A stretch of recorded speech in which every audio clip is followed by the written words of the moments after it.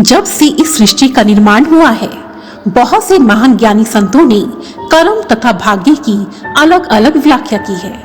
उदाहरण के लिए कर्म की व्याख्या करते हुए तुलसीदास जी ने लिखा है, कर्म प्रधान विश्व करी राखा, अर्थात यह संपूर्ण विश्व कर्म प्रधान है, अर्थात कर्म का अत्यधिक महत्व है। वहीं दूसरी और कुछ संत जन जैसे कि कबीरदास जी, जो कि भाग्य में विश्वास रखते हैं, उनका कहना है कि मिलता वही है जो मनुष्य के भाग्य में लिखा होता है और भाग्य से अधिक किसी को कुछ नहीं मिलता। उसी प्रकार कुछ लोगों का मानना है कि जो भाग्य में लिखा है उसे हम बदल नहीं सकते, फिर कर्म क्यों करें। कर्मवादियों का मानना है कि कर्म पड़ा है, जबकि भाग्य में भरोसा रखने वाले कहते हैं कि भाग्य ही सर्वोपरि है। लेकिन सच तो यह है कि कर्म और भाग्य एक ही सिक्के के दो पहलू हैं। जीवन में दोनों का ही समान महत्व है। कर्म और भाग्य के इस अनूठे रिश्ते को समझने के लिए आइए सुनते हैं यह सुंदर कहानी, कर्म बड़ा है या फिर भाग्य। बहुत समय पहले एक चक्रा नामक नगरी में ज्ञानेश्वर नाम के एक महान तपस्वी रहते थे। नगर से बाहर तपस्वी का एक सुंदर आश्रम था। आश्रम में बहुत से शिष्य तपस्वी से शिक्षा ग्रहण करते थे। तपस्वी के अनेक शिष्यों में दो शिष्य ऐसे भी थे जो कि बहुत ही जिज्ञासु प्रवृत्ति के थे। उनके नाम थे अजय और विजय। एक दिन की बात है, दोनों शिष्यों में गर्मा गर्म बहस छिड़ गई। अजय कह रहा था कि मनुष्य का भाग्य ही सर्वोपरि है, भाग्य के बिना व्यक्ति को कुछ हासिल नहीं होता। लेकिन दूसरी ओर विजय का मानना था कि भाग्य कुछ नहीं होता, कर्म ही सर्वोपरि है। दोनों ही अपने अपने तर्कों पर डटे हुए थे। जब उनकी समस्या का कोई हल ना निकल सका तो दोनों मित्र आचार्य के पास पहुंचे और उन्हें अपनी समस्या बताई। यह सुनकर पहले तो आचार्य ज्ञानेश्वर भी उलझन में पड़ गए। फिर कुछ क्षण सोचकर बोले, मैं इस प्रश्न का उत्तर कल दूंगा, परंतु तुम दोनों को कल सुबह से 24 घंटे तक एक कोठरी में बंद रहना होगा। तुम दोनों को इस बीच खाने पीने को कुछ भी नहीं दिया जाएगा। दोनों शिष्यों ने आचार्य की यह शर्त स्वीकार कर ली।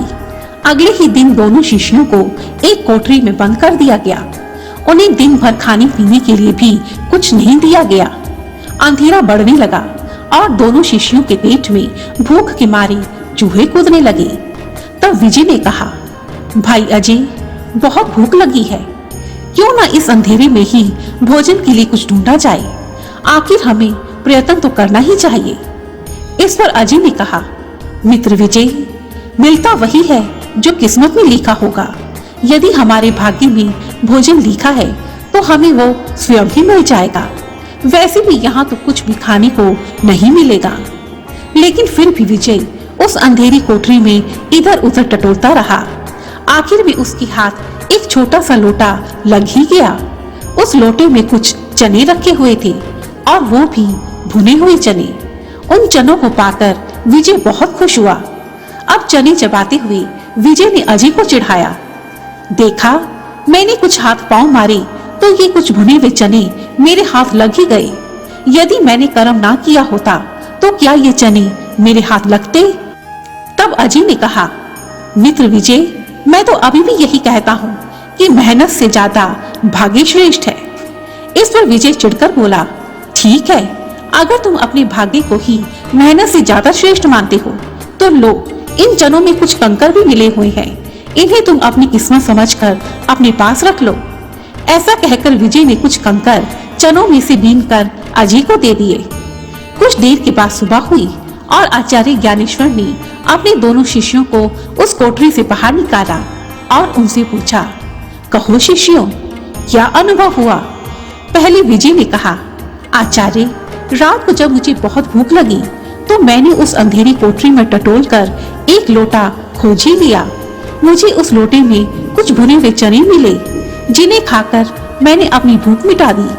चनों में कुछ कंकर भी थे, जिन्हें बीनकर मैंने इस भाग्यवादी अजय को दे दिए। अब अजय ने कहा, मेरे विचार से तो भाग्य ही श्रेष्ठ है आचार्य, शायद मेरे भाग्य में कंकर मिलना ही लिखा था। इस पर आचार्य ने पूछा, कहाँ है वो कंकर। तब अजय ने अपनी जेब में से कंकर निकालकर आचार्य के सामने रख दिए, मगर तभी दोनों शिष्य चौंक पड़े। अरे ये क्या, वो कंकड़ नहीं बल्कि वे तो छोटे छोटे हीरे थे। तब आचार्य ज्ञानेश्वर बोले, शिष्यों, मैंने ही उस लोटे में चने और हीरे रखे थे। विजय ने मेहनत की, अर्थात अपना कर्म किया, इसी कारण उसे चने भी मिले और हीरे भी। लेकिन उसने हीरों को कंकड़ समझकर अजय को दे दिया। अजय ने उन्हीं कंकड़ को अपने पास रख लिया। यह अजय का भाग्य था। विजय ने अपना जब कर्म किया तो उसे उस कर्म का फल अर्थात वो भुने हुए चने मिले। लेकिन क्योंकि विजय के भाग्य में वो हीरे नहीं लिखे थे, वो हीरे अजय के भाग्य में थे, इसी कारण वो हीरे विजय के हाथ से निकलकर अजय के पास चले गए। यह सुनकर दोनों ही शिष्यों ने उसी समय प्रश्न किया, आचार्य, फिर भाग्य श्रेष्ठ हुआ या फिर कर्म? सुनो शिष्यों, आचार्य ने कहना शुरू किया, कर्म और भाग्य दोनों ही श्रेष्ठ हैं, क्योंकि मेहनत अर्थात कर्म और भाग्य दोनों ही साथ साथ चलते हैं। कर्म के बिना भाग्य अधूरा है और भाग्य बिना कर्म अधूरा रहता है। यदि कर्म नहीं होगा अर्थात मनुष्य मेहनत नहीं करेगा तो भाग्य में आया हुआ भी धीरे धीरे चला जाएगा। उसी प्रकार यदि मनुष्य कर्म करता है तो उसका कुछ न कुछ फल तो उसे अवश्य ही प्राप्त होता है, लेकिन बिना भाग्य के उसे ऐश्वर्य और धन संपदा प्राप्त नहीं हो सकते, जैसे कि विजय के साथ हुआ। धन संपदा, ऐश्वर्य, यश, ये सब मनुष्य को अपने भाग्य से ही मिलते हैं।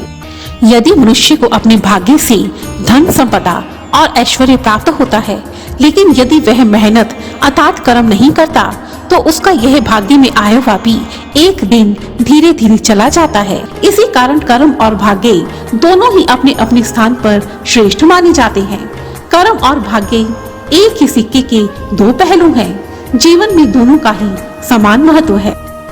आचार्य का यह उत्तर सुनकर दोनों शिष्यों की जिज्ञासा शांत हो गई। फिर उन दोनों में कभी इस विषय पर बहस नहीं छिड़ी, क्योंकि दोनों ही शिष्य यह समझ चुके थे कि कर्म और भाग्य एक ही सिक्के के दो पहलू हैं। धन्यवाद। जय माता दी। और यदि आपको यह वीडियो पसंद आई है तो प्लीज मुझे कमेंट सेक्शन में जरूर लिखें और मेरी ऐसी ही दूसरी वीडियोस को देखने के लिए रेड कलर के बटन को प्रेस कर मेरे इस चैनल को सब्सक्राइब करें और साथ ही बेल आइकन को भी जरूर दबाएं, ताकि मेरी आने वाली सभी वीडियोस की नोटिफिकेशंस आपको टाइम पर मिलती रहे। धन्यवाद। जय माता दी।